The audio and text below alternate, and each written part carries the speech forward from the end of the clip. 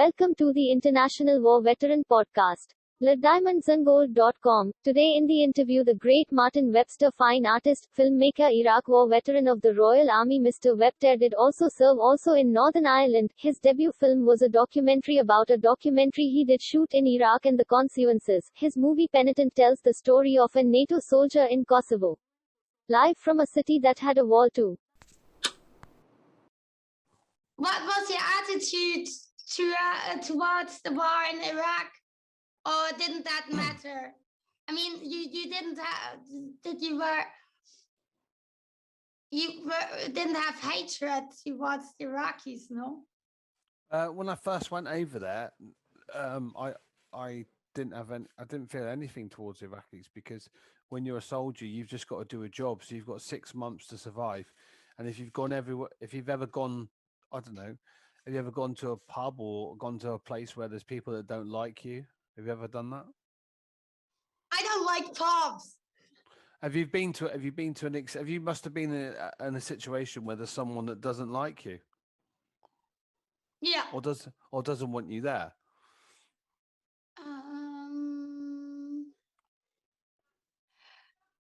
I haven't been mobbed.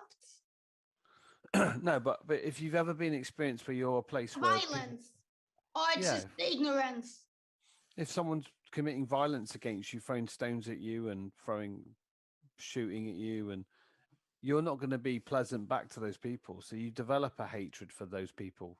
Yeah, it doesn't mean that I hate those people internally. I after Iraq, I feel that we shouldn't have been there. It was a complete waste of time. But when you're going there, you believe in what you're doing. You have to do that job. But looking back in hindsight, I believe that we was wasting our time there. And I hope that the Iraqi people have peace. But we caused a lot of trouble over there. We didn't really know what we were doing, and we were young, and we were just following orders. And looking back now, I mean, I'm sure there's German soldiers that look back at what happened during the Second World War, what Hitler was doing at the time, and they were probably questioning their orders. But you just carry out those stupid orders because you're young and you're stupid, and you don't really know the consequences of all of it until later on, So yeah, they just came back from Afghanistan. Sorry, they just all came back from Afghanistan. Do you have any recommendations for them? Well, they've been coming back from Afghanistan. Where Trump shut those wars down, but Joe Biden's taking all the seems to be taking all the praise for it. But Trump shot those wars down, years ago, because he stopped the war going on in Syria, because it was the media, the British media and the American media were trying to start a war in Syria, and Trump said, no, we're not going out to Syria. So Obama, I think, was a complete liar and never tried to shut those wars down. They were started by the Clintons and the Bushes and all of the deep state presidents, and Trump was the only president that came in and didn't seem to be deep state and seemed to shut those wars down. And suddenly Joe Biden is suddenly the hero that's saving everyone, but he's not. He's just a puppet for a very big machine, a war machine that's been going on since the Napoleonic Wars. And the more research I do on it, the more I see that the forever wars will always be going on. What's the deep state? The deep state are the organizations that basically push the buttons and control the media, control the people in power, control. Give me some names. I don't know the names. They're rich families that control the world. I don't know their names. It's just been apparent, They control Angela Merkel, and they control like Murdoch. I think they're bigger than them. I think they're big. I think they're the puppet masters. I don't know who they are. Don't really care, I just would never ever serve for this country. I would never fight in any war. I would never pick up a weapon against another race of people again, because I realize it's all just bullshit. It's all propaganda and posturing, and you're dying for another man's cause. But hey, Did you get that's lots of hate? And how was?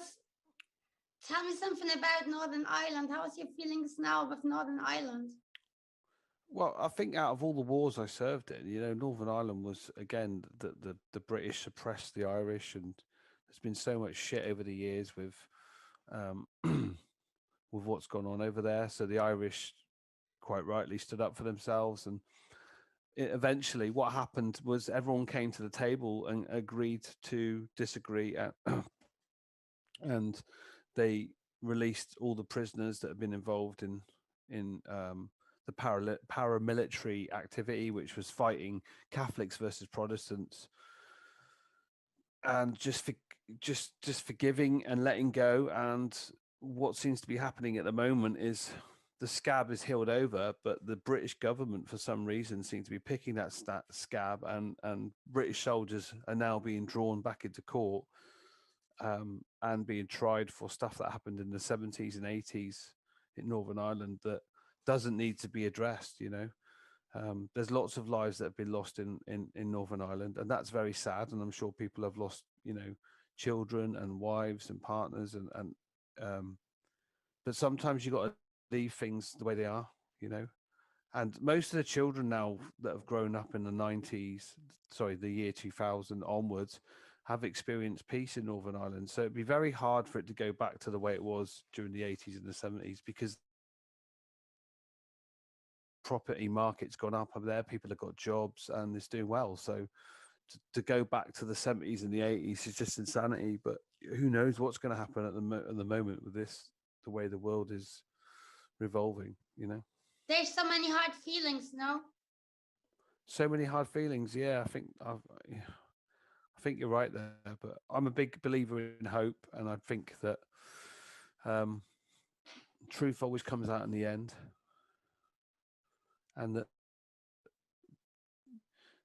we're due a revolution now,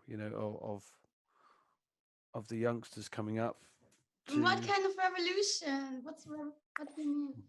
well, against the tyranny that we're experiencing now with the mask wearing and all the vaccination programs and all that stuff. I just think that everyone's having their civil liberties being taken away, and I think that it's all been constructed. But yeah, I'm disappointed in the way our leaders have led us, and I think that it's time now for them to get out of the way, and the younger generation to come up through and create a different system, because our system clearly doesn't work. How do you mean destroyed do you think COVID is a construction, like a fake? I'm sure it exists. I'm sure it was, but I believe it was constructed in a laboratory. I think it was all designed. I think it was all constructed and designed For what means? to control people, because you've got people living in fear all around the world. Like Brian Harvey Brian Harvey's Brian Harvey. from East 17. Oh yeah, Brian Harvey. Yeah, yeah. Well, yeah, he has his own theories. He's lived that life in the celebrity world. I just I don't know. I just think that people are waking up to it. But why would you think the governments would lock us in? But why would the government lie to me to go to Iraq? But did the government lie to you, really? Because they told us You that want- we had weapons. They told us that. So you can only judge things in life by what you see with your own eyes, right? So if I'm told by my government that within 30 minutes that Saddam Hussein had weapons of mass destruction, and he could have a weapon of mass destruction that could land into Great Britain, my country, which would kill my family and my.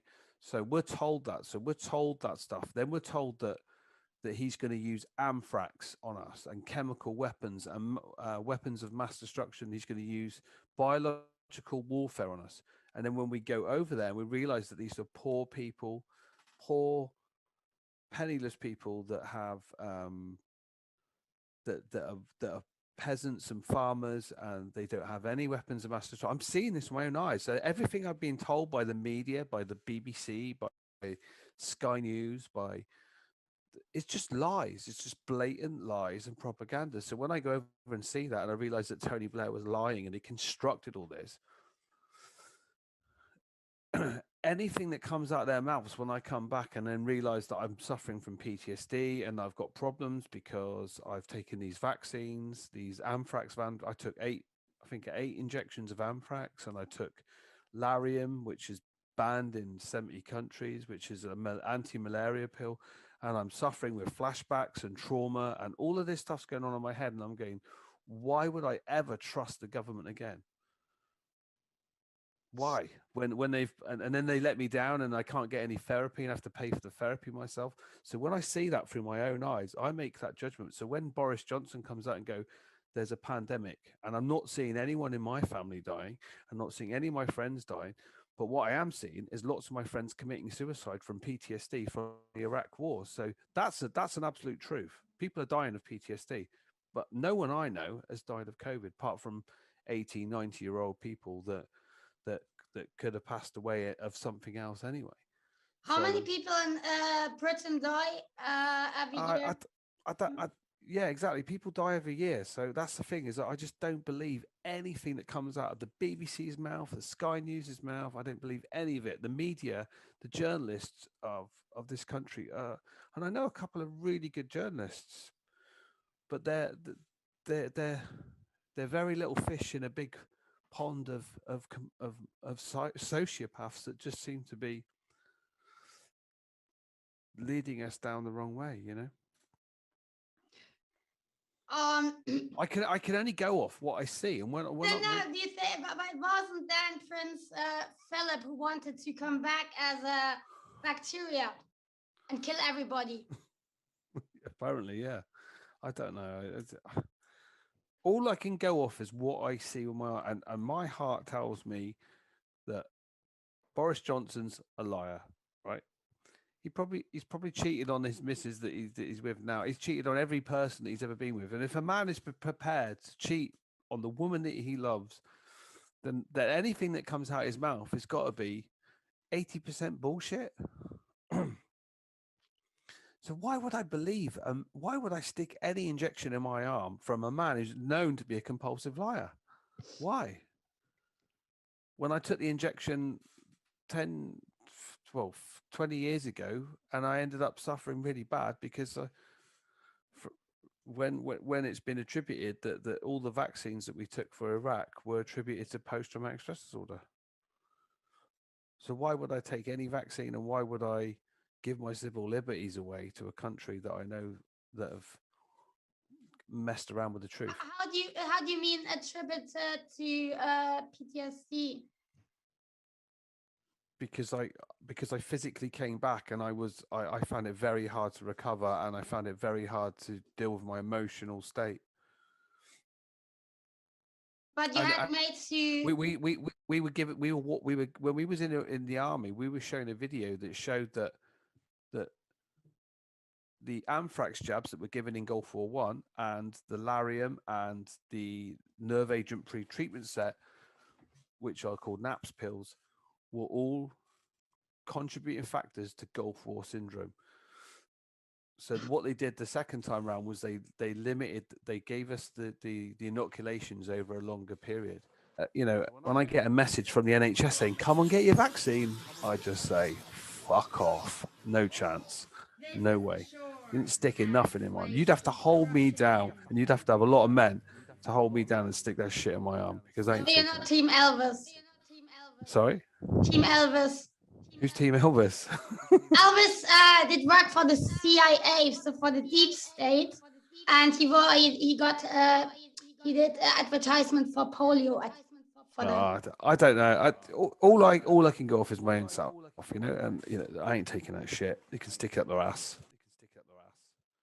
I don't know. I'm not an epidemiologist. I can only go off what I see on my own eyes and my own trust, and my own trust issues. And I have trust issues with our government. I have trust issues with the German government and Macron and Merkel, they're all just part of the same club, you know? They're just part of the same club. Scumbags, all of them. You know, and now they're getting on about global warming and, you know, hey, don't get me wrong. I think there's problems with the way that we've treated this planet, but they're the only ones that can sort it out, because they're the only ones that are stopping, you know, the technology getting through that has probably held us back for God knows how long. Oh, we'll go electric, but you've still got to burn fossil fuel to get electric. It's just bullshit. You know, all of it's bullshit. We're so held back. We could be such an advanced civilization, but we're held back by, you know, egos and people that are just frightened that they're going to have their wealth taken away, and frightened of a society where everyone has a chance to thrive and everyone has a chance to evolve. So they suppress everyone, and they create a fear, because it's the way they control the planet. You know, they've done it for generations. Is your new film, The Grail, about religion? We've got to be really careful, because I know there's, you know, I mean, I'm a Christian myself, you know, but I wouldn't say I was a Christian. I say I'm a spiritual person. I believe in, you know, I believe that Jesus Christ existed. I believe in all the prophets, you know, without getting into trouble. But, you know, I do believe that all the prophets have come here for a reason. And, you know, the Muslims talk about Mary apparently in I've not read the Quran, but they talk about Muslims I spoke to that they reference Jesus in the Quran, and they reference Mary, and they reference. So I've got to be really careful that what I don't want to do is offend people with our book. I just want, with our film, sorry, I want to tap into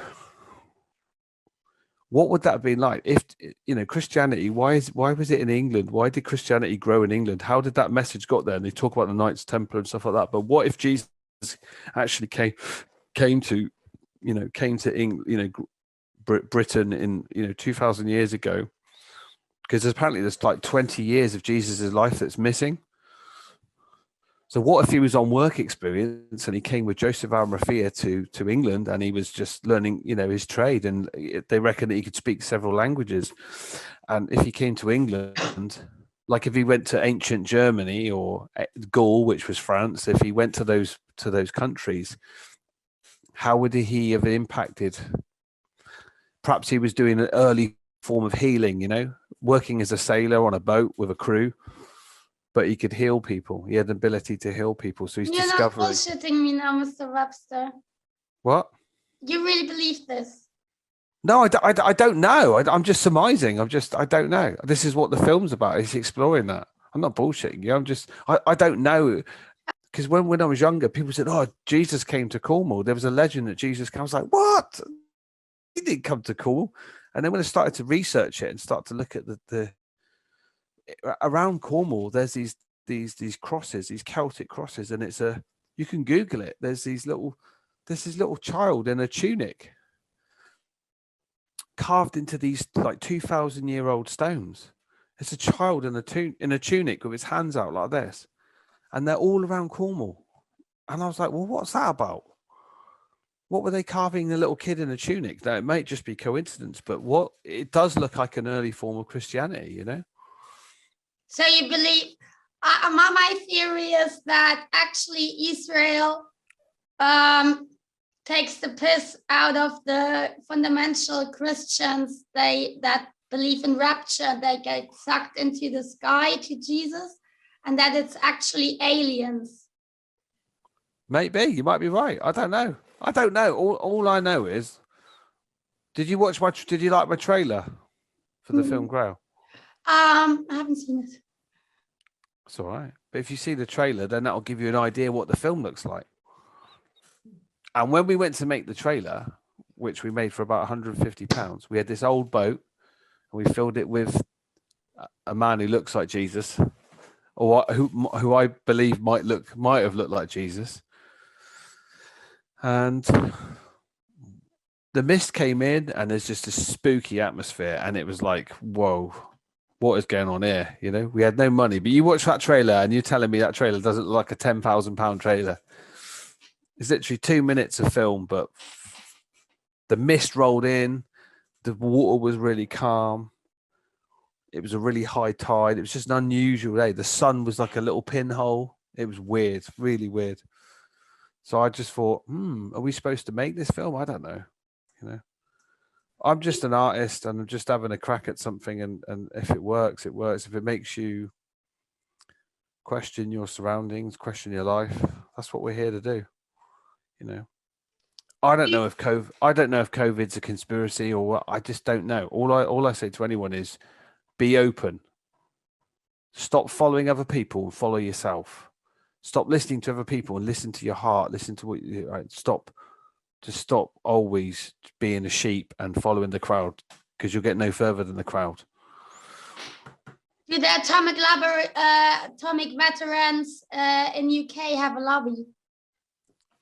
Say that again. Do the atomic veterans in the UK have a lobby? What's the atomic veterans? The UK did in the 60s atomic tests in Australia. Oh yeah, what, the Christmas Island experiment when they did the big. Yeah, that's interesting, because I painted that when I was a kid. I painted that when I was at Falmouth School. I painted a big mushroom cloud with loads of people frying and dying in it. It was a really nice painting. So what was the question? What do they have a big lobby? Don't think so. How did you know? What did your parents do? Did they tell you? What did they tell me about it? Yeah. Well, how did you know about the atomic? I just saw documentaries on it, and I've met two people that were at Christmas Island. I've met two people in my lifetime. I met one when I was on holiday somewhere, and another one recently on a building site. He was allowed to go and watch that. He's got cancer now, but we all got cancer cells inside us. But he's lived quite a long life. Yeah, I did interview one too. What did your grandparents do in the Second World War? Can I just go back to the COVID question? Because I know I don't want to come, in no way do I want to come back as a conspiracy theorist or anything like that. I don't want to be labelled that. But back on the COVID question is, I personally wouldn't let anyone inject me, right, with any vaccine. But if somebody wants to take the vaccine, I totally agree. If that's what makes you feel safe, then do it, you know. But everybody should have the right. And what I completely disagree, which I think is fundamentally wrong, is forcing people to take something that's a medical intervention against their will. So I believe in medical choice, but my personal opinion, because I've had problems before with the government and trusting the media and trusting all of the snakes that are in charge of that, I will not take anything that these people give me, because my lack of faith through what I've been through in the past. But going back to your question about Second World War, what do my parents think of the Second World War? No, what did your grandparents do in the Second World War? So my gran was Italian. So in Italy, she when she was very young, she said the Germans that came to her house and they kicked them out. They didn't kick them out of the house. They were sort of forcibly removed from the house, but they had to go and live in the. Her bedroom was used as a German gun emplacement. So she would tell me stories that she would hear on the radio.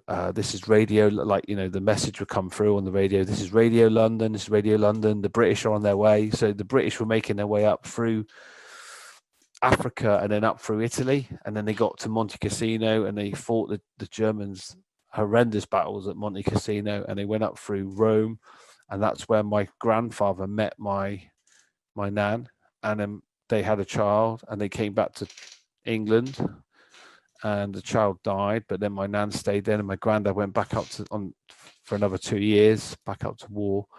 So imagine being Italian and suddenly coming back to England, you know, and being pregnant for the second time. Suddenly, it must have been horrendous time, you know, because our generation can't imagine what the Second World War was like, can we? You know, and my granddad was a minesweeper, so he was out clearing the mines. So my other granddad on my other side was he would clear the mines. He was in the Navy, and yeah, so we've got a lot of connections with the Second World War. And I only spoke to someone yesterday who grew up in Durham, and he said when he was 5 years old, he saw a German plane flying past, and he could literally see the pilot in one of the Stukas, is it? One of the German planes. He could see, and like to think that I'm talking to this man who remembers what it was like when Germany was. And I just said, that's insane. And I was trying to get as much information from him. It was just fascinating. You know? I said, you could see the pilot, and he was 5 years old, but he remembers now. And the pilot sort of waved. Just can't imagine it, can you? You know, and you could probably speak to German people today that can remember when Spitfires were flying down, you know, and dropping bombs in Germany. They're probably out there. There's people. That's the thing you should be doing in Germany is speaking to the people that were there. You know. Can you tell me something about Iraq you didn't tell yet? Something that I've never spoke about in Iraq. The mass graves. We went to the border of Iran, and when we was in it, just near the end of the tour, and we were asked to go to the border of Iran and Iraq. And when Saddam evaded in the first invasion, is it 91, 92, something like that? So they had a load of, they caught a load of Q80s on the border, and what they did, they marched them to the border of Iran. And Q8, when Saddam marched into Kuwait, they found a load of Q80s, took them to the border, and they buried them alive. And they buried them with their hands behind their backs, tied with, you know, just rope. And there was a driver from that period who remembered where the bodies were. So the Iraqis got this driver. It was a coach driver at the time, and they marched him by gunpoint, took him to the border, and said, "You will show us where these bodies are." And he said, "They're here, here, here, and here." And then they got a JCB, a big digger, and they dug away. And we were providing protection so they could dig. So these Q80s were looking for their relatives, and they were digging and digging. It took about 3 days, and then eventually came across the first body, and they found, like, I think it was up to 100 bodies all piled in on top of each other, this mass grave, it was really sad, you know. So I never really spoke about that before. And the bodies were, well, you know, they were skeletons, but you could see where their hands were tied behind their backs, and it's hard to tell. When was that, and what week? That was on the last week of the tour, you know. So we were going home, but the Q80s were very happy that they had found these. They had found these bodies. So there were not much media reports. Were you much embedded with journalists? No, there wasn't any journalists involved until we came back home, and then a man from the BBC called Scott Bingham was detailed to sort of give an interview with me. So I gave him an interview and gave him some of the footage, and then when he knew the amount of shit that we were taking and why we were behaving in a certain way. But then when the film came out, he didn't bother. I suppose he didn't for his own job, really. I mean, I don't hold any grudges against him. I don't particularly like the man, but he didn't back us up. He put his career before that. And then when I came out, he said, "Oh, do you want to do an interview about it all?" And so I was going to do an interview, and the BBC offered me £20,000 to do an interview with them and put it all right and just tell. And my gut feeling, I just don't trust the BBC one bit. And I was like, no, I'm not going to do it. And then they said, "Oh, there's no way you'll make this documentary. You'll never be able to do it." And there it is. Fuck you, Scott Bingham. Fuck you, Scott Bingham. Is that the attitude, really? What? I mean, you were basically it's a fuck you. Trying to cheer up your mates. It's a fuck you to the media. All of my films from my books, it's all a massive fuck you to the media, because the media do not portray the truth. They portray an agenda which is set to them by the highest levels. And all of my films have always been about fuck you, and they'll be around to the end of time, because it's history. you know, and they will be judged harshly because they're on the wrong side of history. They will be judged immensely harshly, you know. And your Scott Binghams and all those people out there that had a chance to tell the truth didn't tell the truth. They lined their own pockets. They took the 50 pieces of silver and they didn't tell the truth. But what was the most unreported thing in Iraq? Well, that it was all bullshit. That it was all based on lies. It was illegal. The war was illegal. There was no mission. There was no paperwork. That's why they couldn't charge me. How could they charge me under an illegal war? No one got charged for the Iraq war because it was all completely illegal. They went against the UN. They had no UN backing. I just saw the cross ladies. Should have gone to Berlin I've been to Prague when I was in Germany. I know that's not Germany, but I went through Dresden and then went into Prague, the Czech Republic. What a beautiful place. It was interesting to go to Czech Republic because it wasn't bombed during the war, so it still looks Gothic. Have you ever been to Czech Republic? No. Is it called just Prague now, or just it's called the Czech Republic? Czech Republic, Prague. Yeah, what a place. Yeah, I've been very difference. Did you see lots of contractors in Iraq? No, I didn't. No, I didn't see a lot of contract. I see one or two, but not a lot, not huge amounts. Are you friends now with lots of is Yeah, there a big difference between the American and the English army? The training and yeah, there's a lot of differences, but there's a huge brotherhood between the Americans. I've got so much respect for the Americans. I love America. I've been there several times, and they've got so much respect for their soldiers, and I think our country could learn a lot from that. But I think in general, the Americans tend to be more respectful race of people compared to the British. I think the British are very, like the way we treat our England football team, you know, they're all right when they're winning, but as soon as they lose something, they just turn nasty and racist and pretty abhorrent, like, you know. But the same with our country, with the British Army, that, you know, everyone wants us to protect them, but when they see how we do it, when the British public see how we actually protect the public, they don't like it, you know. What's going on at the moment in Britain? Just seems to be a big culture war, I think, with, you know, our identity and I don't know, just needs to be a whole new you know, just needs to be, I don't know what it is that's going on, to be honest. I wouldn't really know how to fix that.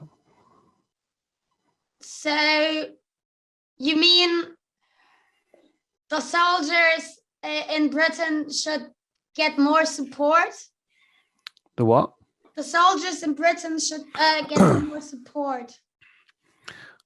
Yeah, absolutely. They should have the Bill of British Forces Rights, which we don't have, which they have in America, where I think you should have for service, you should have a free bus pass. I think you should be given the right resettlement, at least 6 months resettlement, and all of your CV, your package before when you get out. So if you want to get a civilian job, you're more highly trained, and all of your military qualifications are converted into civilian qualifications.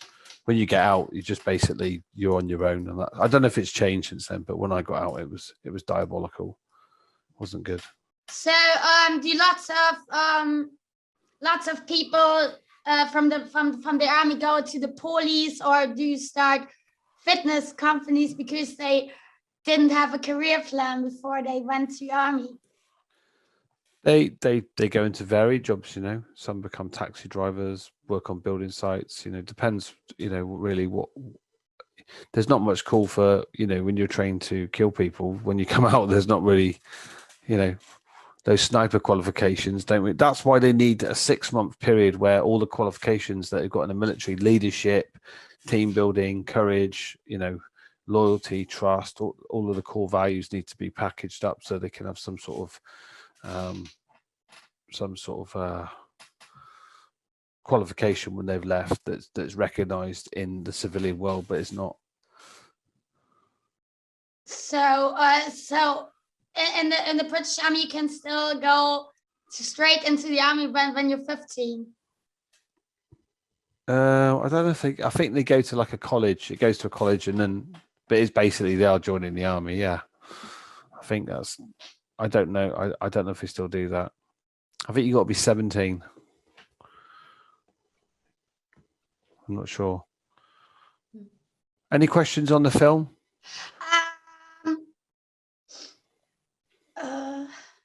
Now I wanted to ask what journalists can do a better job. What could journalists do to do a better job? But they can just report the truth. Report the truth, report the truth and be impartial. Ask the tough questions. Stop looking for a paycheck. I mean, I could have gone out and got film funding years ago and made these documentaries, but they wouldn't be the films that I've made because, go out and become a freelance journalist. And sometimes, I have to work on a building site. I've had to do fishing. I've had to do all sorts of things to pay for this. None of this has come easy. No one's given me a pot of gold to go and do this. And sometimes as a journalist, you might have to have a second job, and it might be even, working in a supermarket or whatever it is, and be the journalist that's not reliant on the handout from the corporations and the big thing, and be the journalist that everyone's frightened of because they're the ones that ask the tough questions. Be the next Julian Assange, be the next Edward Snowden, bring this shit down, expose it, because it's bollocks. And there's people that have been lining their pockets for years, and it's like the BBC are just the most vile organization I've ever come across in my whole life. I think, the minute we disband them will be the greatest day on this planet, and they know their day's coming. They know it's coming. I said it in my film, Diary of a Disgraced Soldier. I'm coming for all of you. And not in a violent way, but my message and the message of the new generation that are coming out there are coming for you, and your time is up. Your time is finished on this planet, and you will be exposed, and you will be on the wrong side of history, and it will happen, but it's not happened yet. But the Great Awakening is now taking its toll, and the more you lock down our freedoms, the more you lock people away, the more you'll realize that you've just opened everyone's eyes to the bullshit and the tyranny that you've been inflicting on this human consciousness for the last several decades. So it's over, and the new beginning is about to start, and it comes through people just switching their TV off and finding another source of getting their news and their media, but it's coming. Yeah, I was actually asking you. So you never went counseling for PTSD? Oh, but the hypnotic. Okay. I did hypnosis. And that was working for you? Yeah. It's a way of disconnecting from, what's out there. But so you got any sound? What do you read at the moment? What do I read? Yeah. What's your news source? I'm not really a reader, to be honest. I watch YouTube videos, and I digest information through visual stuff. Really, I find reading difficult. Yeah, she's always on the Audible or podcasting. Yeah, I don't read books. What was your favorite band growing up? Favorite band? Well, several favorite bands. I love U2 growing up. The only Irish band. The only Irish band ever. Yes. I like Clannad. I like Ennio Morricone. I like John Denby. I like a whole range of. But growing up, Dire Straits, U2, What did you have when you were 18? Did you ever have a rebellion phase of anti-war or revolution or? No, I'm more like that now.